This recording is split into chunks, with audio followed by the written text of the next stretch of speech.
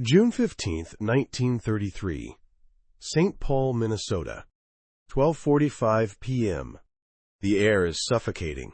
A humid haze hangs over the city, thick as wet wool. The temperature has climbed to 82 degrees Fahrenheit, and the afternoon sun turns every surface into a furnace. William Hamm Jr. emerges from the massive oak doors of the Theodore Hamm Brewing Company Administrative Building. He is 39 years old. President of one of the largest brewing empires in America. A man whose signature can move millions of dollars with a single stroke. He is wearing an impeccable light linen suit, perfectly tailored for days like this. He carries no briefcase. He needs no bodyguard. His life follows a strict, almost monarchical routine. Every day at this exact time, he takes the same walk.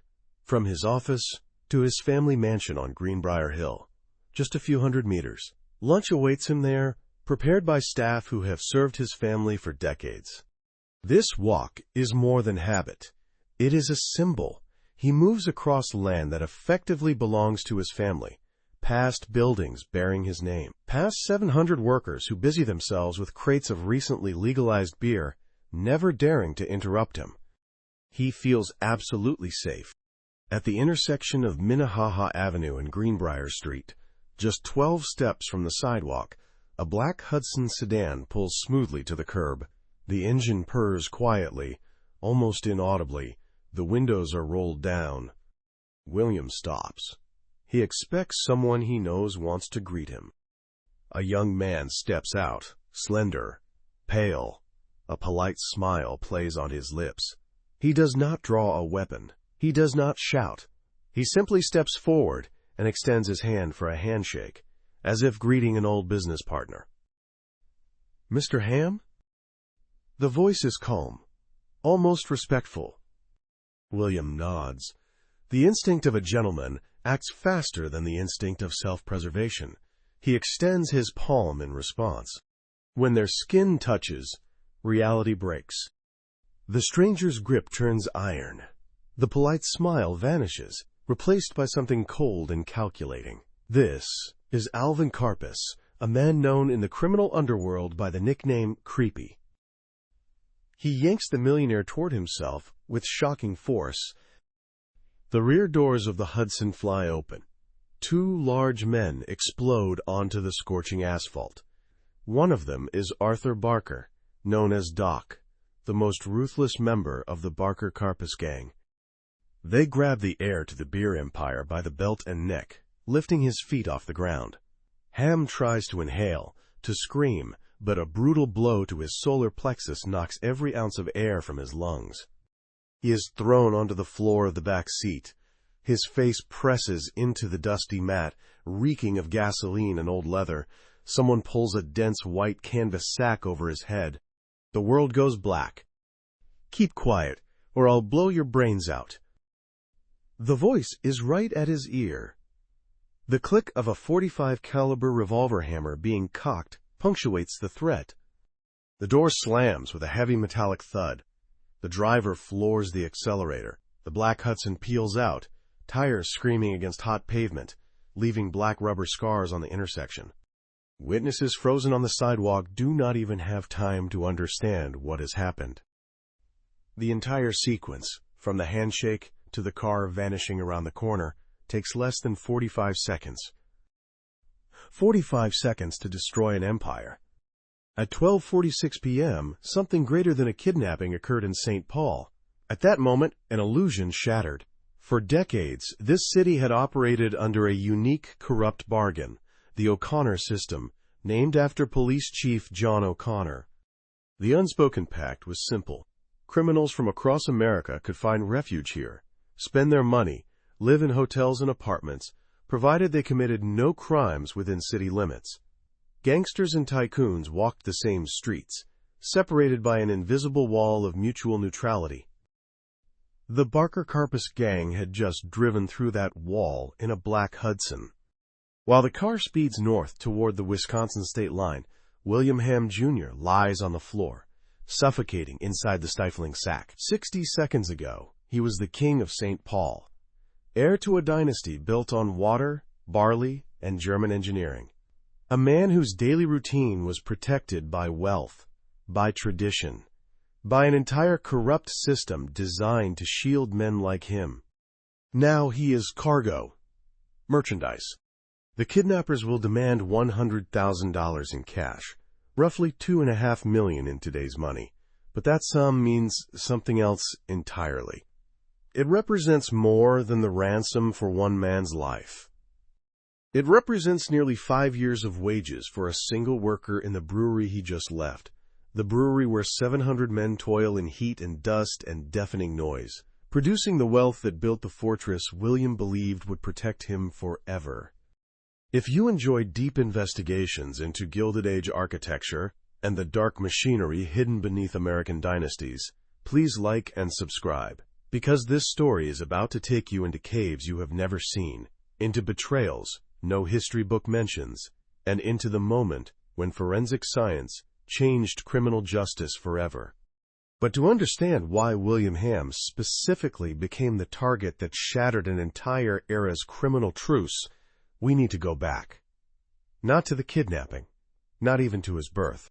We need to go back to 1865, to understand how an empire rises, to see the hidden infrastructure that made this family rich, and to witness the exact moment when that infrastructure transformed from fortress into trap.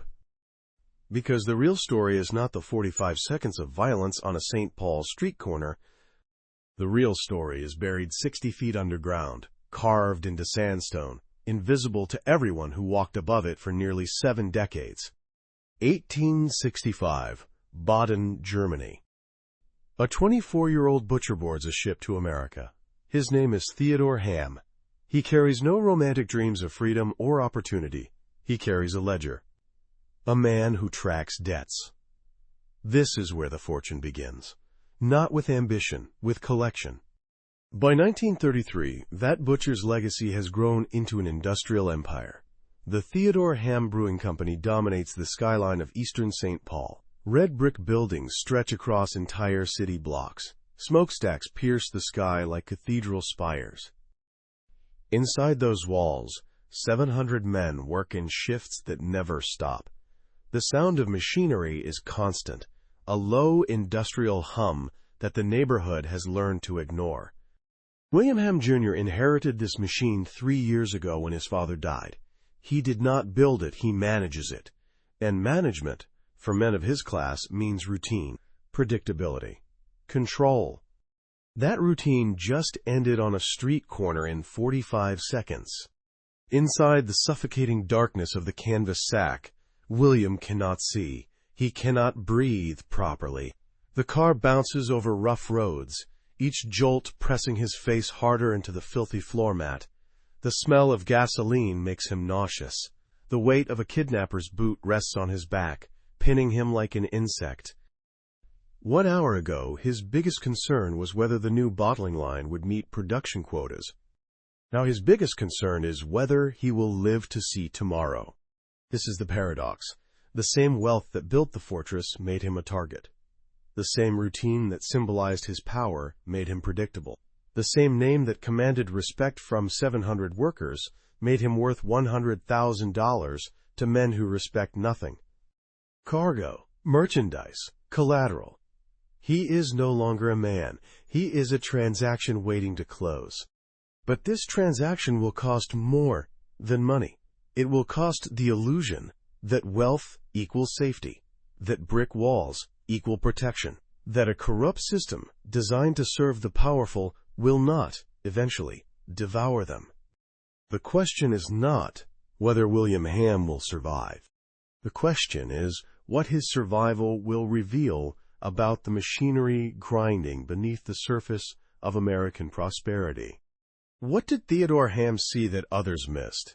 It started with how he arrived. Theodore Hamm did not come to St. Paul as a brewer. He came as a creditor. 1865. The Civil War has just ended. Minnesota is raw frontier territory, populated by German and Irish immigrants desperate for work. Theodore operates a butcher shop and boarding house on Phelan Creek. He is 24 years old. He keeps meticulous records of every penny borrowed, every debt owed. One of his debtors is a man named Andrew Keller, a local brewer who owes Theodore money secured by his modest enterprise and the land beneath it in the Phelan Creek ravine. When Keller fails to pay, Theodore does not negotiate. He does not forgive. He forecloses. Instead of money, he takes the keys to a failing brewery producing just 500 barrels per year. This is not ambition. This is arithmetic. But when Theodore walks that land for the first time, he sees something Andrew Keller never noticed. The secret is not above ground. It is below. St. Paul sits atop a massive geological formation, Platteville limestone at the surface, but beneath that, a thick layer of St. Peter's sandstone.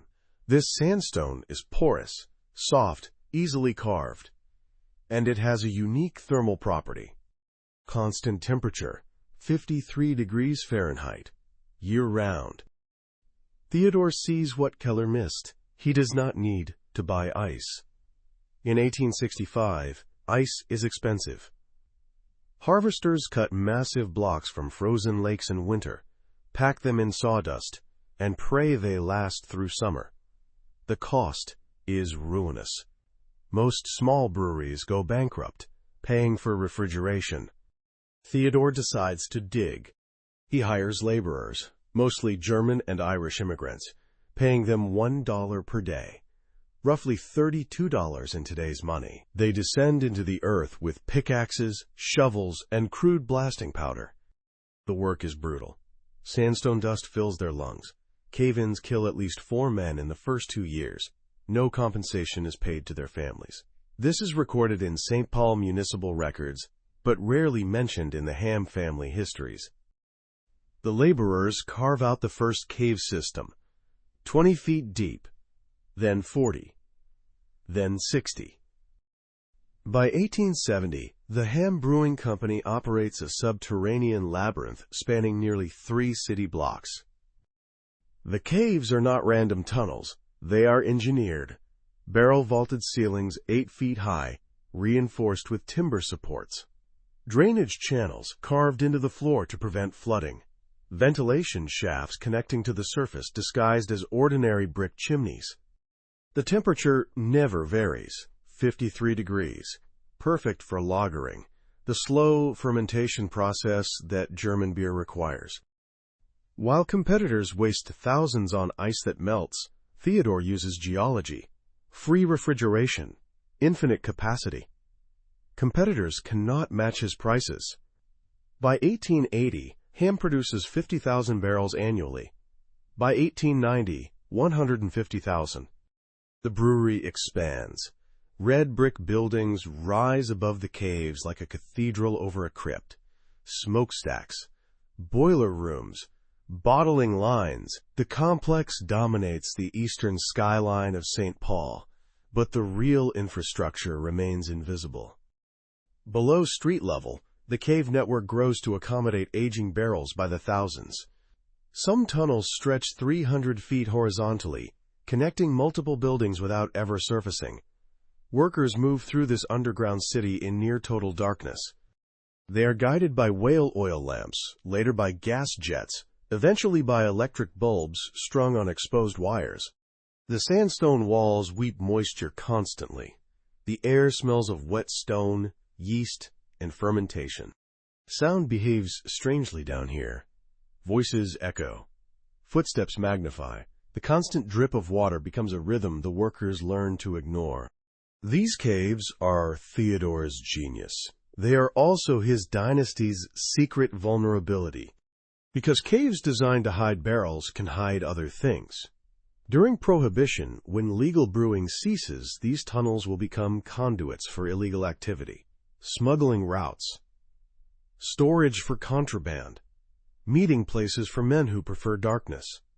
And in 1933, when William Hamm walks above this hidden infrastructure every single day, he has no idea that the fortress his grandfather built has already been mapped by his enemies, that the same geology that made his family rich has made him predictable.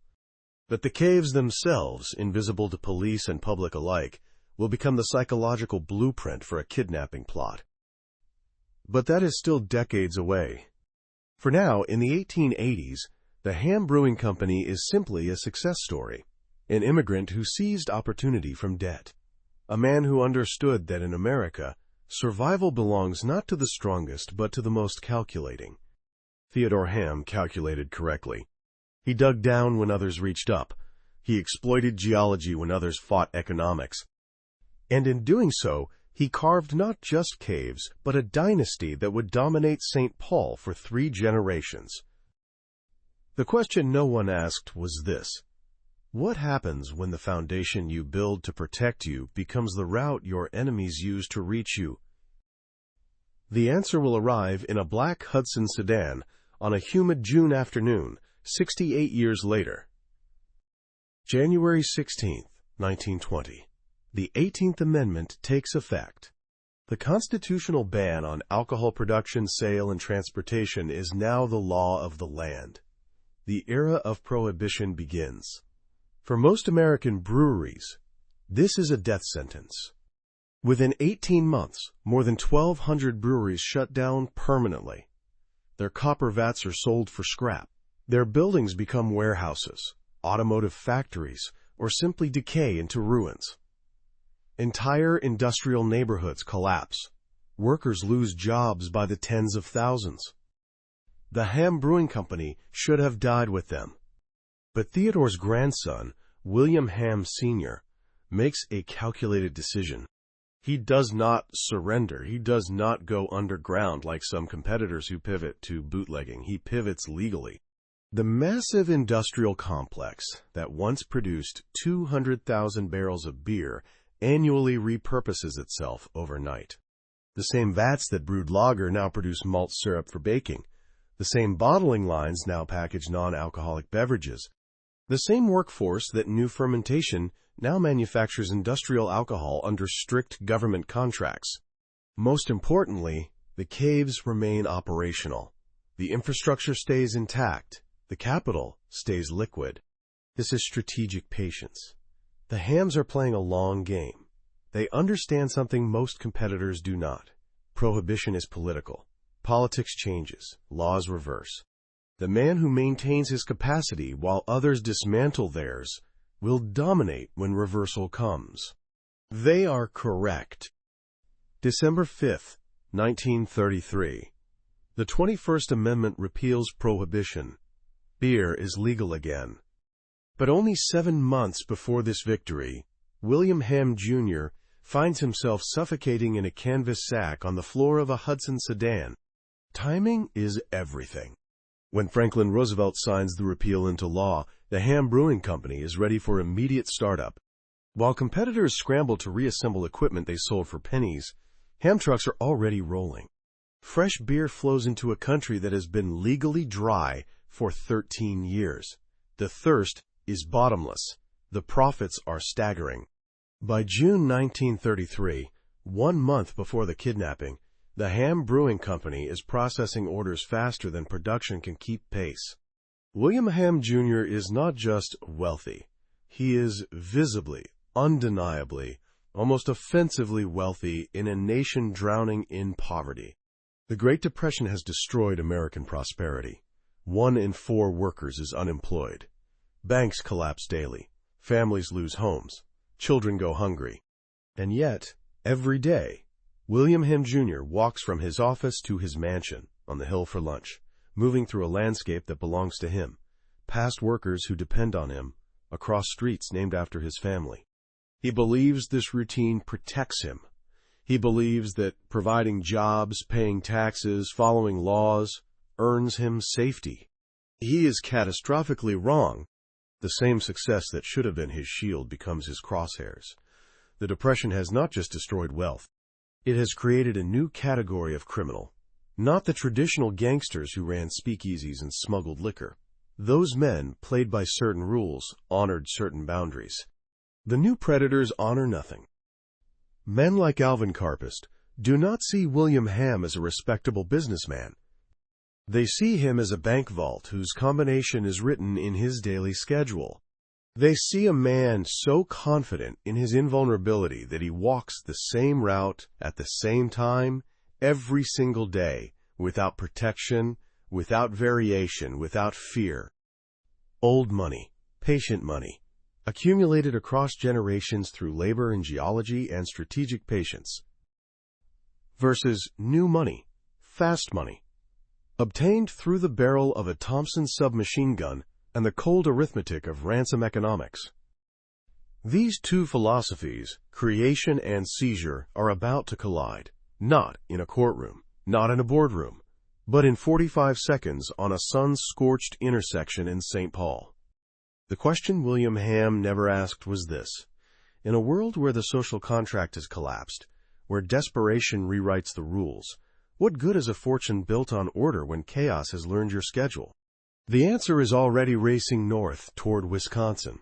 45 seconds changed everything. But those 45 seconds were made possible by something far more sinister than criminal audacity. They were made possible by betrayal, not from strangers, not from rivals, from the one institution William Hamm believed would protect him above all others: the police. To understand the mechanics of this crime, we must examine the other side of the equation. If William Hamm was the king of daylight and legal business, then Alvin Karpis was the prince of darkness and chaos. Their worlds were never supposed to intersect. But in 1933, St. Paul, a unique, monstrous alliance, made intersection inevitable. Historians would later call it the O'Connor system, a strategic marriage between law and lawlessness that determined Hamm's fate. In the early 20th century, St. Paul Police Chief John O'Connor made a deal with the criminal world that had no parallel in American history. The terms were simple and cynical. Any criminal, bank robber, murderer, swindler, could come to St. Paul and feel completely safe. Police met them at the train station, not with handcuffs, but with a nod. Only 3 conditions applied. First, check in at a designated hotel upon arrival. Leave a donation to the police. Second, commit no crimes within city limits. Third, keep a low profile. St. Paul became Switzerland for gangsters. In the luxurious lobbies of the St. Paul Hotel and the Lowry Hotel, federal judges sat at tables beside men on the FBI's most wanted list: John Dillinger, Babyface Nelson, Machine Gun Kelly, all of them called this city home. It was a surreal arrangement, wolves and sheep drinking from the same source because the shepherd collected from both. But by June 1933, this system began to mutate.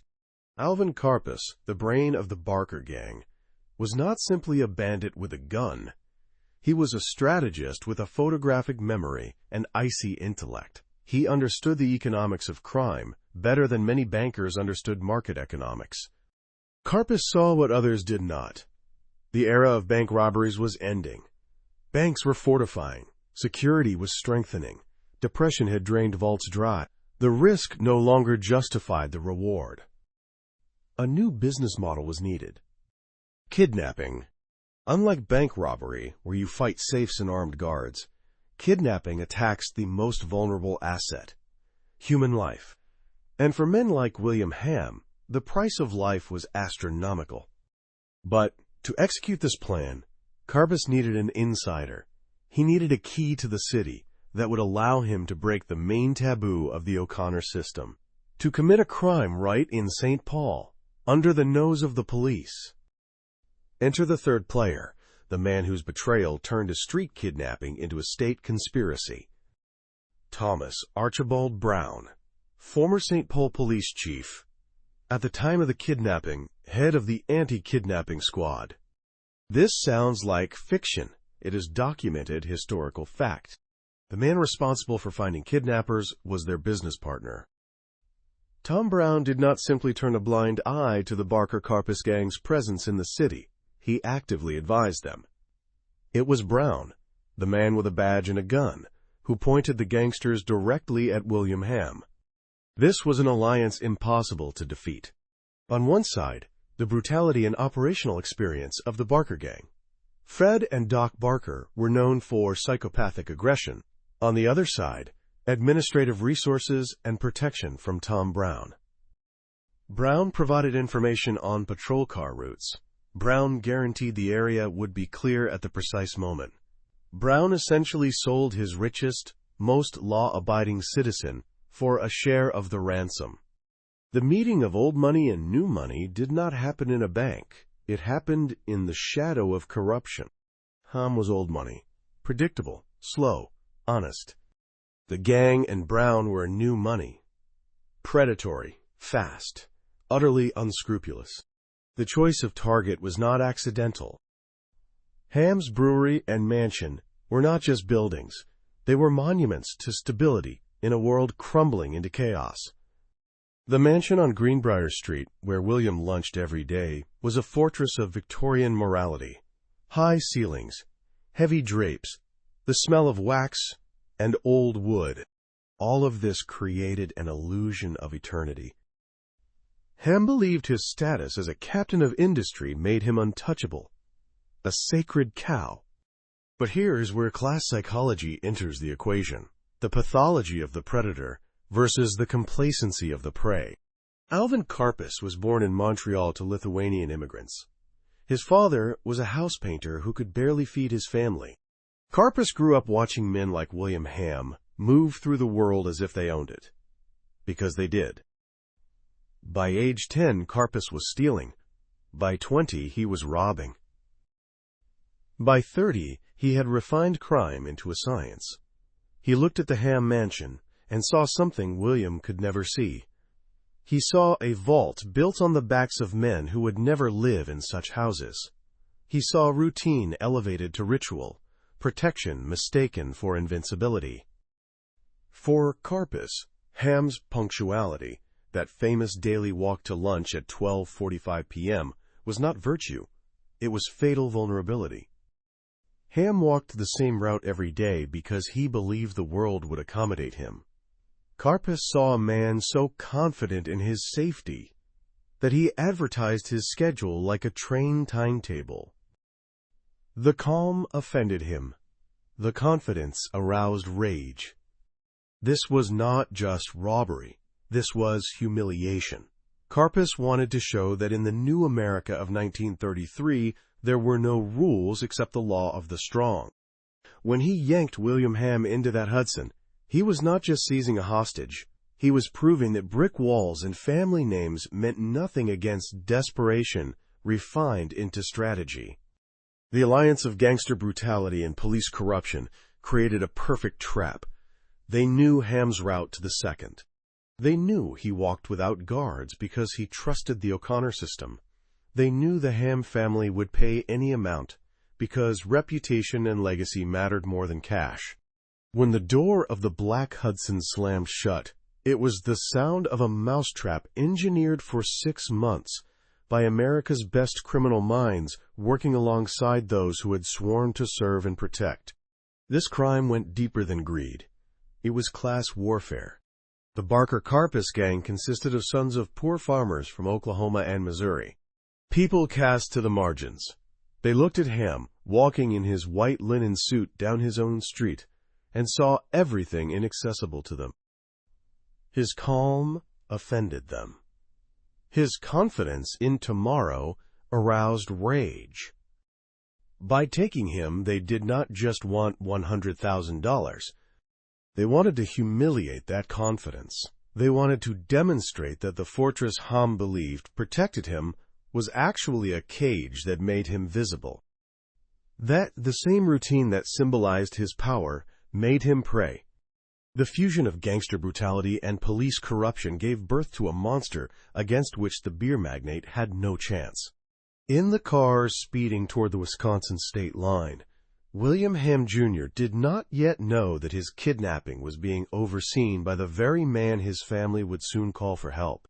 He was absolutely, totally alone.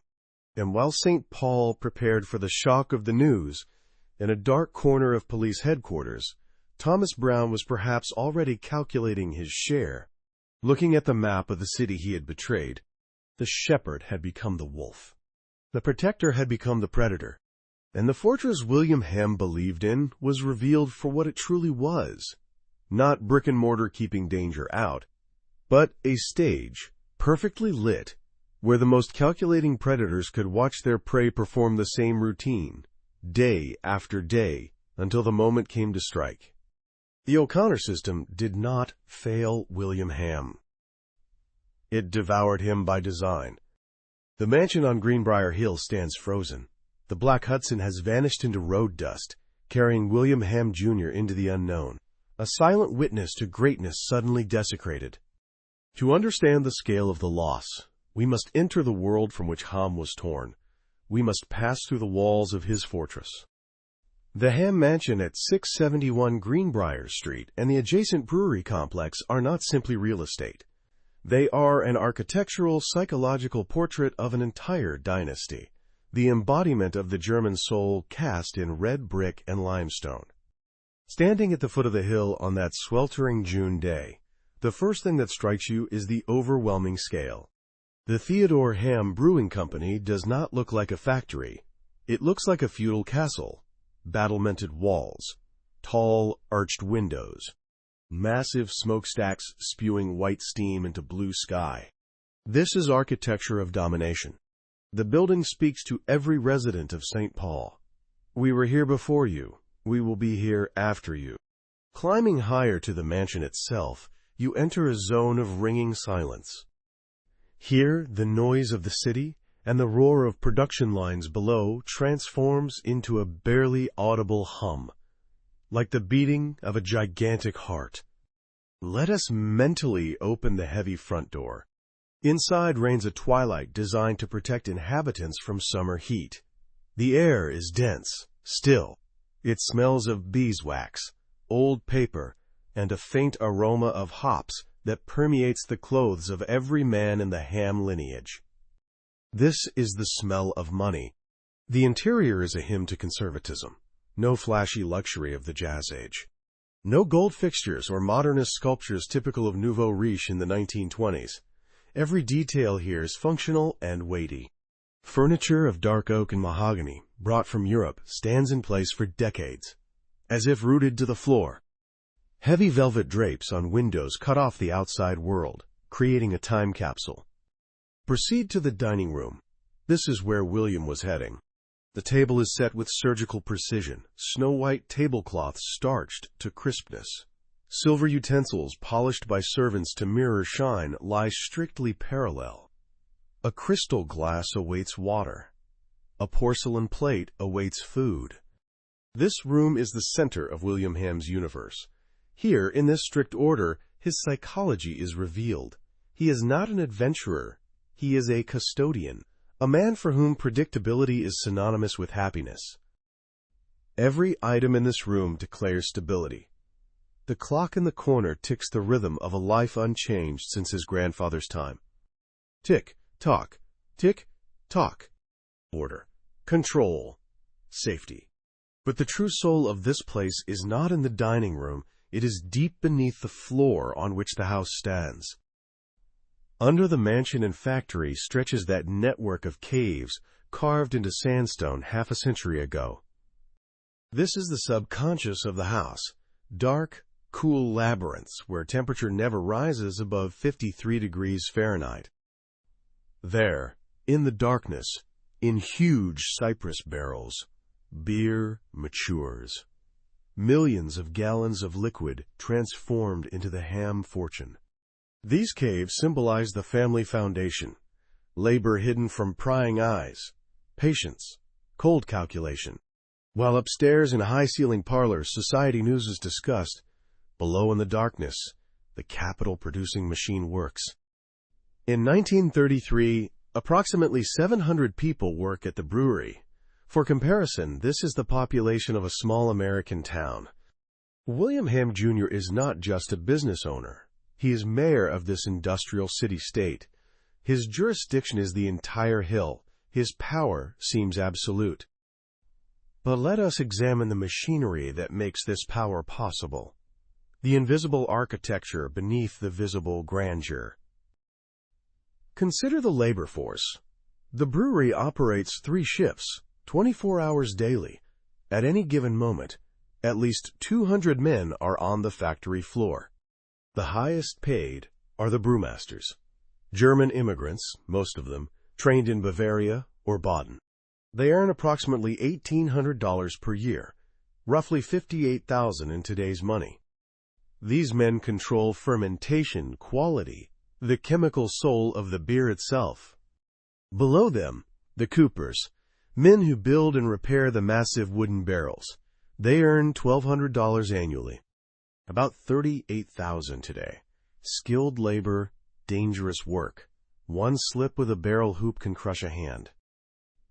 Then the bottlers, standing at assembly lines for 10 hours daily, 12 hours during peak season. Glass cuts their hands constantly. The noise damages their hearing permanently. They earn $900 per year, roughly $29,000 in modern currency. The laborers at the bottom, men who haul crates, shovel coal into boilers, scrub floors, maintain the caves. Irish and Polish immigrants, mostly. They earn $600 annually, about $19,000 today. Backbreaking work. No safety equipment. Industrial accidents are common and rarely compensated. Now consider the mathematics of the ransom. $100,000 in 1933, approximately $2.5 million in today's money. That sum represents the combined annual wages of roughly 110 laborers, or 83 bottlers, or 56 coopers, or the entire salary of all 7 brewmasters for 9 years. Put differently, the ransom demanded for William Hamm Jr.'s life equals the total yearly income of approximately 1/7 of his entire workforce. The men who built his fortune, who descended daily into those caves, who breathed sandstone dust and hops and coal smoke, who lost fingers to machinery, hearing to noise, years of life to exhaustion. Their collective labor, distilled into a single sum, was judged precisely equal to the value of returning one man to his dining room table. This is the invisible machine. The fortress is not brick, it is bodies. The wealth is not architecture, it is extracted time. The empire is not buildings. It is the systematic conversion of human effort into capital that flows upward, accumulating in parlors and bank accounts, while the source remains underground, unseen, unacknowledged. The brewery hums, the caves preserve, the mansion stands. But all of it depends on those 700 men whose names William Hamm likely does not know, whose faces blur together in his mind, whose wages he signs off on monthly without calculating what they actually represent. The contrast between this monumentality and the event on the street is staggering. Look at the library. Bookshelves to the ceiling filled with volumes on jurisprudence, chemistry, history, leather armchairs that take the shape of the owner's body. Here, William made decisions affecting hundreds of families. Here, he felt like a ship's captain, navigating through the storm of the Great Depression and the reefs of Prohibition. The wood-paneled walls created the illusion of impenetrable armor. But the architecture deceived him. The grandeur of the mansion created a false sense of invulnerability. Thick walls protected from wind and cold. They could not protect from men who had nothing but desperation and automatic weapons. At 1 p.m. on June 15th, the house begins to worry. Servants accustomed to the master's punctuality exchange glances. The soup cools. Fresh bread begins to stale. The ticking of the grandfather clock's pendulum becomes louder, more insistent. The silence in the house changes quality, from soothing to ominous. Things, these expensive, heavy, eternal things, suddenly lose meaning without the master. The armchair in the library is empty. The silver fork on the table is useless. The mansion transforms into a mausoleum. The psychology of the space was built on the idea of legacy, grandfather to father, father to son. The house was constructed to stand forever. But now, with the heir disappeared, The grandeur of stone underscores the fragility of flesh. This entire empire, millions in assets, hundreds of trucks, thousands of acres, tens of thousands of square feet of production space, devalued in 1 second.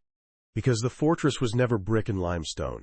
It was the illusion that wealth equals safety, that routine equals protection, that the 700 men below would always labor in darkness while the master walked in light. The invisible machine keeps running. The workers do not know yet. The bottles continue filling. The caves continue cooling. But the heart of the fortress has been ripped out. And what remains is just stone and wood and empty rooms waiting for news that will shatter the illusion permanently. While the mansion holds its breath and servants watch lunch grow cold, William Hamm Jr. experiences a completely different architecture. The architecture of a cramped room with windows taped shut, where the only furniture is a chair to which he will be tied. In a stuffy second-floor room of an unremarkable house in Bensonville, Illinois, he ceases to be company president, millionaire, heir to an empire. He becomes an object, a living asset whose value is measured solely by his family's ability to find cash. The human tragedy of this moment lies not in torture. Alvin Karpis and the Barker Gang are not inquisitors. They are pragmatists. They do not pull nails or break bones. They do something more terrible. They destroy Will through total uncertainty. Hamm is kept in a room whose windows are sealed with thick paper. He loses track of time. Day bleeds into night. The only landmarks are footsteps outside the door and the sound of a turning key. He is not allowed to see his captors' faces.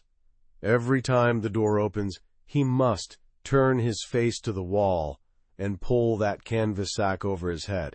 Here in the darkness, William's internal conflict unfolds. All his life, he managed people. He gave orders. He controlled processes. Now he is absolutely helpless. He must ask permission to use the toilet.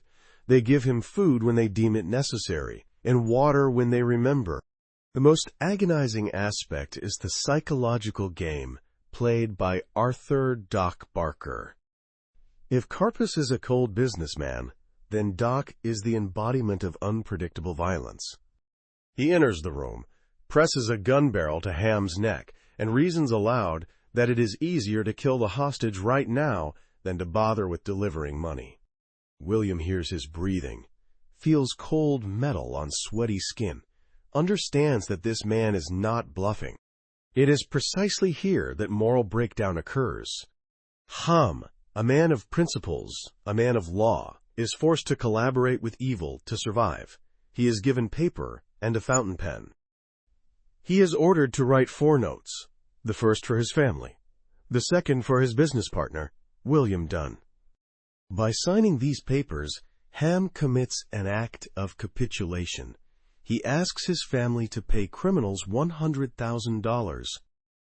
In 1933, this is a colossal sum, the equivalent of $2.5 million in modern terms, money earned by the labor of hundreds of his factory workers. And now he, with his own hand, is handing this money to murderers, knowing it will go toward new Thompson submachine guns, new fast cars, probably new kidnappings. But there is no choice. Here enters the second key character of this drama, William Dunn, vice president of sales at the brewery, Hamm's closest friend and trusted confidant. It is Dunn who becomes the catalyst, without whom this story might have ended with a body in a ditch. While Hamm sits in darkness in Illinois, Dunn lives through his own hell of uncertainty in St. Paul. He receives instructions. He knows the police, led by corrupt figures, are useless and even dangerous. If he reports the kidnappers, calls to the wrong people, Hamm will be killed instantly. Dunn faces a monstrous dilemma. Pay means fund terrorism and admit the impotence of law. Not pay means sign a death sentence for his friend. Dunn chooses life. He takes on the role of intermediary. On June 17th, following instructions transmitted by an emotionless voice, William Dunn gets into a car. A bag lies on the back seat. It contains $100,000 in small bills. 5s, 10s, 20s. The bill numbers have not been recorded by police. At least, that is what the kidnappers believe. These are dirty, untraceable bills. The ransom delivery route is devised by Karpis with ingenious cruelty. Dunn is made to circle roads around St. Paul, changing directions, stopping at specific poles and signs, until he is convinced there is no tail behind him. The final point is Highway 61, on the road to Pine City. Deep night. Dunn's headlights snatch tree trunks from darkness like ghosts. When he sees the prearranged signal, flashing headlights of an oncoming car, he must act quickly. Dunn throws the bag of money into the roadside ditch and floors the accelerator. He does not look back. At that moment, the money transitions from the world of creation to the world of destruction. $100,000 that could have gone toward factory modernization or workers' salaries disappears into darkness, into the hands of men who have never created anything except fear. For William Hamm, these days in captivity become the point of no return. He will never again be that self-confident captain of industry he was before June 15th. Sitting on a shaky chair in Bensonville, he realizes the fragility of his existence, his titles, his bank accounts, his name. Here, in the face of Doc Barker, all of it is worth exactly zero. The only currency is life, and the exchange rate is set by bandits. On June 17th, after receiving the money, the mood in the Bensonville house changes. Karpis counts the bills. The amount matches. "Deal closed," he says. But for Hamm, this is the most terrifying moment. He knows the statistics. He knows witnesses are often eliminated after ransom is received. Why leave alive a man who has seen their faces, even fleetingly heard their voices? Doc Barker indeed suggests killing Hamm. Dead men do not testify. That is his philosophy. But Karpis, true to his business approach, insists on release. If we kill him after getting the money, no one will ever pay ransom again. We will kill the market. Such is his logic. William Hamm's life is saved not by mercy, but by the criminal world's market strategy. By Karpis' understanding that kidnapping is a repeatable business model, that future victims must believe payment guarantees survival. This is the economic logic of evil. Cold, calculated, rational. On June 19th, at dawn, the black sedan brakes on a dirt road near the town of Wyoming, Minnesota.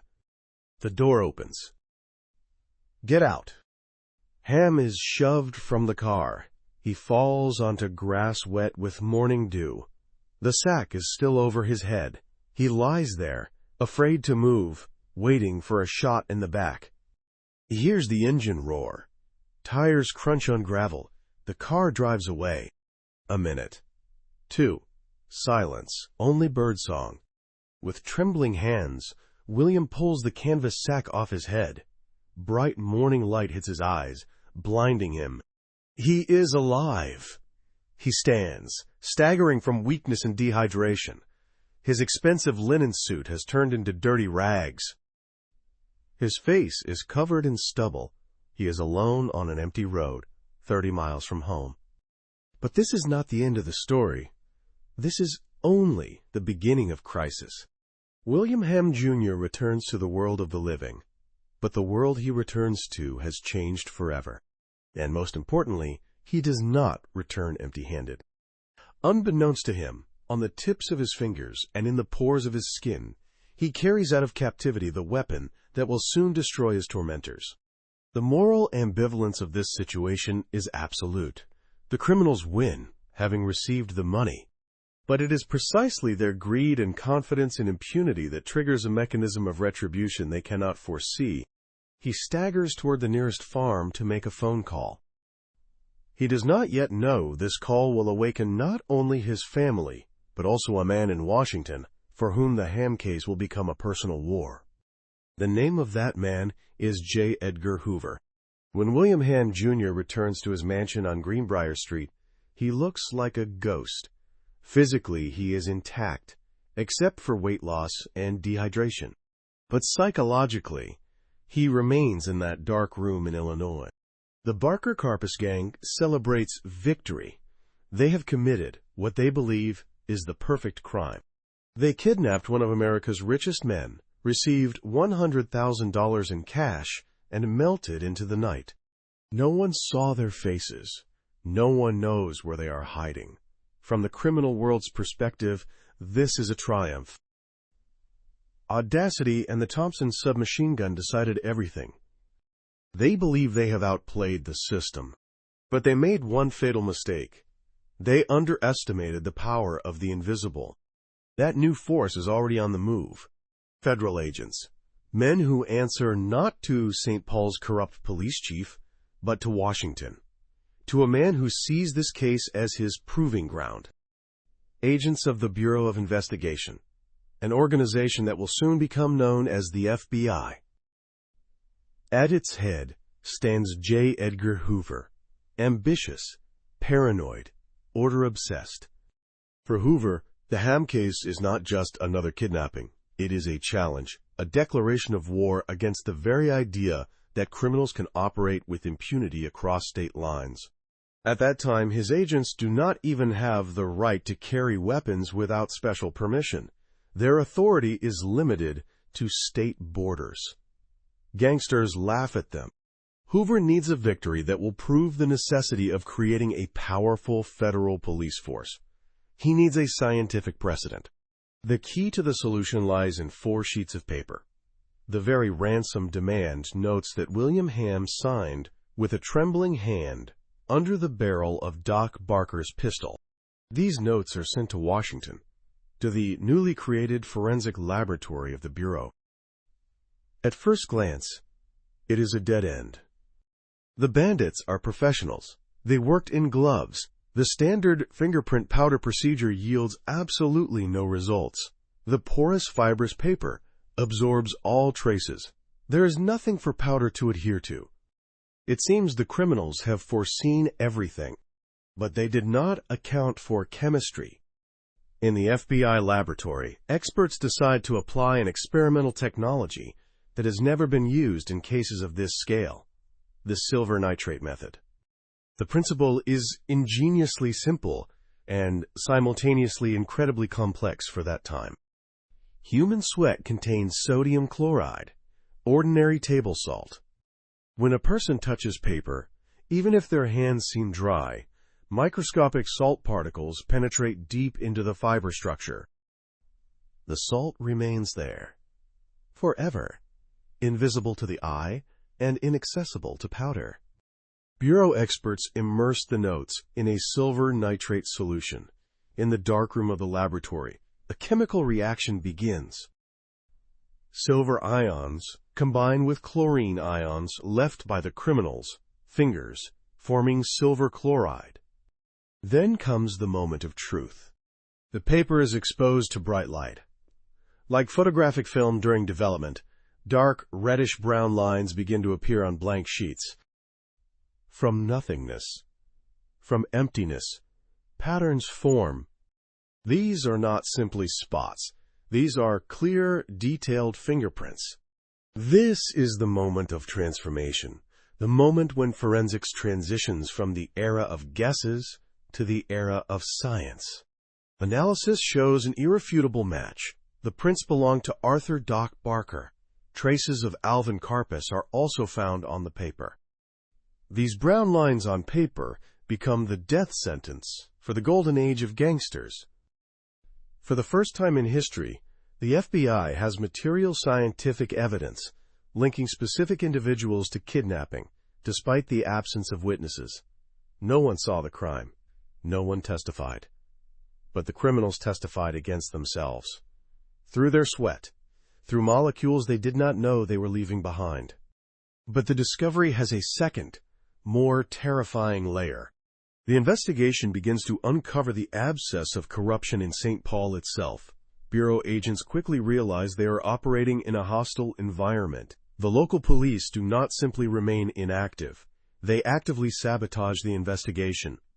Information that federal agents share with local detectives miraculously ends up with the bandits within an hour. Suspicion falls on Tom Brown, head of the anti-kidnapping squad. This is an unprecedented crisis of trust. Those who were supposed to catch kidnappers dine with them.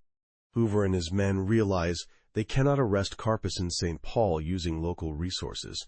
The city is compromised. The entire municipal power structure is rotten. This leads to a tectonic shift in law enforcement methods. The FBI isolates the St. Paul police from the investigation. Federal agents begin operating independently, treating local authorities as potential accomplices rather than partners. This is the end of the O'Connor system. The unspoken deal that protected gangsters for decades is torn apart not by moral choice of a mayor or sheriff. It is destroyed by a vial of silver nitrate in a Washington laboratory. Science defeated corruption where law could not. For William Hamm Jr., this news becomes a strange, bitter consolation. His suffering was not in vain. The sweat of fear that he shed, signing those notes, and the sweat of greed left on them by his tormentors mingled to create a weapon of retribution. Hamm's worldview transforms. If at the beginning of this story he believed in protection through status and mansion walls, now he understands that in the modern world, protection lies in the realm of information and technology. The money he lost becomes payment for this lesson, for the entire nation. At the same time, panic begins in the criminal world. Karpis, this genius of calculation, creepy who planned every move, suddenly feels the ground slipping beneath his feet. He does not understand how they found him. He does not know about silver nitrate. It seems to him that some mystical force, an all-seeing eye, is pursuing him. Paranoia begins eating away at the gang from within. The events of summer 1933 forever changed the balance of power. The era of romanticized bandits, Robin Hoods of the Great Depression, ends. The era of professional detection begins. Science makes impossible what had previously been the foundation of criminal craft: anonymity. Think about what this means. For centuries, criminals relied on invisibility. Wear gloves, leave no witnesses, destroy evidence, vanish into crowds. But science reveals a deeper truth. You cannot be invisible. Your body betrays you at the molecular level. Every touch is a signature. Every breath leaves traces. The invisible becomes visible under the right light, with the right chemistry. Hamm's mansion is no longer just the victim's house. It becomes the starting point of a new reality. Here, at the intersection of old money, bandit audacity, and new science, America loses its innocence, but gains the tools of justice. However, the crisis is not yet fully resolved. The criminals are identified, but they remain at large, armed, extremely dangerous. The gang understands they have been cornered, and a cornered beast attacks first.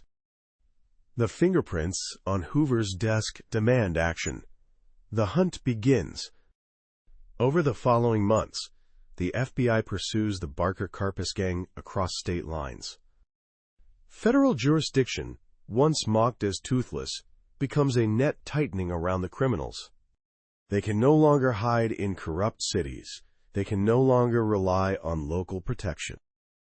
In January 1935, FBI agents corner Fred Barker and his mother, Kate Ma Barker, in a house in Florida. A 4-hour gun battle ensues. Both are killed. In May 1936, Alvin Karpis is captured in New Orleans. J. Edgar Hoover personally makes the arrest, a publicity stunt to cement his reputation. Karpis is sentenced to life in prison. He will spend years in Alcatraz, the new federal supermax prison designed specifically for criminals like him. Arthur "Doc" Barker is also sent to Alcatraz. In 1939, he attempts to escape. He is shot and killed by guards. Tom Brown, the Mercenary Shepherd, faces federal investigation. He is never charged with the Hamm kidnapping directly, insufficient evidence, but his career is destroyed. He is forced to resign in disgrace. He dies in obscurity, his name forever associated with betrayal. William Hamm wanted to leave a legacy in the form of a beer empire. The Barker Gang wanted to leave a legend of their elusiveness. But history, with its cruel irony, destines for them a completely different immortality. Hamm's legacy is not his mansion or his brewery. It is the fingerprint, the molecular trace that cannot be erased. The gang's legacy is not their audacity, it is their capture, the proof that science can hunt down anyone who believes they are untouchable. The real revolution was not in the streets, it was in the laboratory, not in the fortress, in the microscope. And the lesson, written in silver nitrate on 4 sheets of paper, remains clear. The invisible always leaves a mark. The story of William Hamm Jr.'s kidnapping did not end when he returned home, nor when ink dried on police reports. It ended with the total destruction of the old world. The fingerprints revealed by silver nitrate became the epitaph for the era of romanticized gangsterism. The fate of the participants unfolded with cruel symmetry. Those who considered themselves hunters quickly turned into prey. William Hamm Jr. lived a long life. He died in 1970 at the age of 76. He continued to lead the brewery, which after the repeal of Prohibition reached unprecedented heights.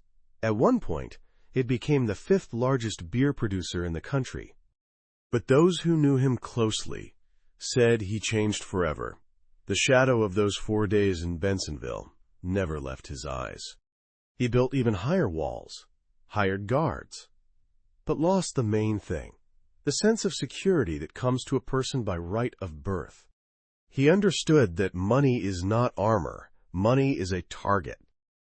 Today, if you visit St. Paul, you will see a strange picture. The mansion on Greenbrier Hill, this symbol of immutability, was demolished in the 1950s. In its place remained emptiness, just grass, and a historical marker that most people pass without reading. The brewery, this industrial monster of red brick, closed in 1997. And here is where the story takes a turn that history rarely tells, the story of the people who made it all possible. When the Theodore Hamm Brewing Company shut its doors on that final day in 1997, it was not just a business closing, it was the death of a community. Consider the men who descended into those sandstone caves every day for over a century. The coopers who bent oak staves by hand, whose fingers were permanently calloused from barrel hoops. The brewmasters who understood fermentation not from textbooks but from decades of watching yeast transform grain into gold. Many of them were third-generation ham workers. Their grandfathers had carved those caves in the 1870s. Their fathers had survived Prohibition by making malt syrup. They had spent entire lives inside those walls, breathing hops and limestone dust, learning the rhythm of a machine that had hummed without stopping since before they were born. In 1997, that machine went silent. 700 jobs vanished overnight. Not just jobs, identities. Men who had introduced themselves as ham brewers for 40 years suddenly had no answer when someone asked what they did. The surrounding neighborhood, built to house brewery workers, began to hollow out. The corner bars where shifts ended. The lunch counters that served breakfast at 6 a.m. for night crews. The tool shops that sold Cooper's mallets and leather aprons, all of them slowly closed. The giant workshops stood abandoned like skeletons of prehistoric animals. Then developers arrived. The caves were sealed. The buildings were gutted, converted into luxury lofts and offices for tech startups. Today, young professionals live in apartments built inside spaces where men once hauled 50-pound sacks of grain in 100-degree heat. They sip craft beer in exposed brick restaurants that used to be bottling rooms where workers lost fingers to machinery. The new residents do not know the names of the men who built the walls they now find so charming, do not know about the 4 men who died in cave-ins, whose families received no compensation, do not know about the 12-hour shifts, the permanent hearing damage, the respiratory diseases from decades of breathing malt dust. This is the final irony of the fortress. The workers who built it, who made William Hamm's wealth possible, who descended into darkness so beer could stay cold, are erased, not by criminals, not by science, by time and redevelopment. Their labor is invisible now, just like it always was.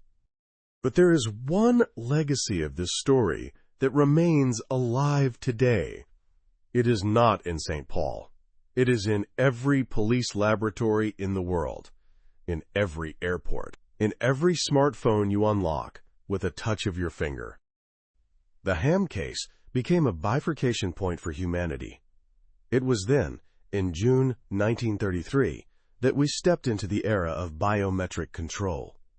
The silver nitrate method proved that we leave a part of ourselves on everything we touch. We can no longer be invisible. Today's DNA technologies, facial recognition systems, digital footprints, all of them are direct descendants of those 4 sheets of paper developed in a darkroom in Washington. The kidnapping of a beer magnate inadvertently gave the state keys to absolute surveillance. We traded privacy for security, and this deal was sealed on the back seat of a black Hudson. In the finale of this story, there is profound irony. William Hamm wanted to leave behind a dynasty. Alvin Karpis wanted to leave behind a legend and money. But the only thing that remained from both of them in eternity are fingerprints on yellowed paper, stored in FBI archives under glass. This is a lesson about the nature of immortality. We spend our lives building castles of stone and concrete, accumulating numbers and accounts, believing that this is our legacy. But stone crumbles, money depreciates, corporations go bankrupt. True legacy is how our actions change the rules of the game for everyone else. William Hamm Jr. entered history not as a great brewer, but as a man whose tragedy taught law to see the invisible. His suffering became the foundation of our security, and in that sense he did build something eternal, not from brick but from truth. The 700 workers who built the actual empire, who carved caves and hauled barrels and lost their hearing and their health, they built something too. They built the wealth that made William Hamm a target. They built the fortress that could not protect him. They built the machinery that hummed for 132 years before falling silent. Their names are not in FBI archives. Their fingerprints were never preserved in silver nitrate. When the brewery closed, no historical marker honored their labor. No museum exhibit explained their sacrifice. But they were the foundation. Not the caves, not the bricks, them. And perhaps that is the real lesson of this story.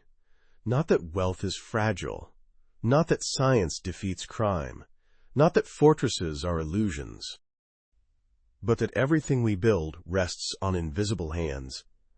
And when we forget the people who did the building, when we erase them from the story, when we turn their workspaces into luxury apartments without acknowledging their existence, we commit a different kind of crime. Not kidnapping, not corruption. Erasure. The next time you take a cold glass of beer in your hand or press your finger to a scanner, remember St. Paul in 1933. Remember how fragile the world of old money proved in the face of brute force. How powerless brute force proved in the face of science.